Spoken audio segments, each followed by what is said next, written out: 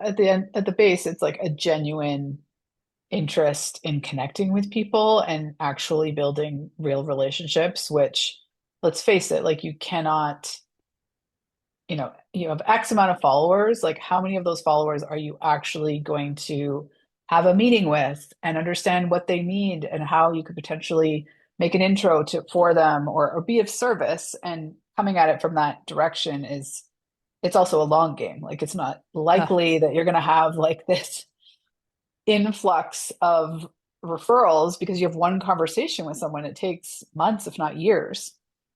And I think that's where the defeated part comes for a lot of people, where they're like, this doesn't work for me because it wasn't quick enough. But where I feel people stop short is, I've had this great conversation with Megan.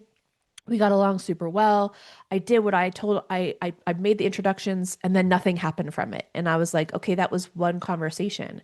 How many other times have you talked to Megan just to connect with her, add value to her, send her this podcast episode, a book you were reading, a post that you saw that you were like, man, that quote just hit and I thought of you, and just send it through.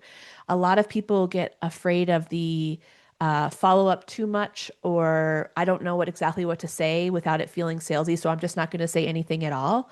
And that's where people fall short in regards to having that relationship building and that networking actually grow their business forward.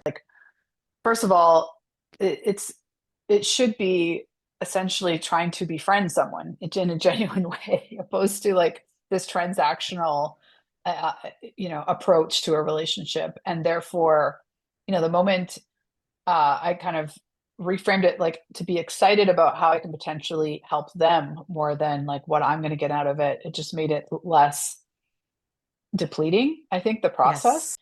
And then the systematize, I love to talk because I think maybe that's where some people, myself included, it's like, okay, if I'm like have people on a spreadsheet, like that feels weird and transactional, right? But you're like, sometimes I talk to 100 people a week, whether it's through messages or like coffee chats and all that.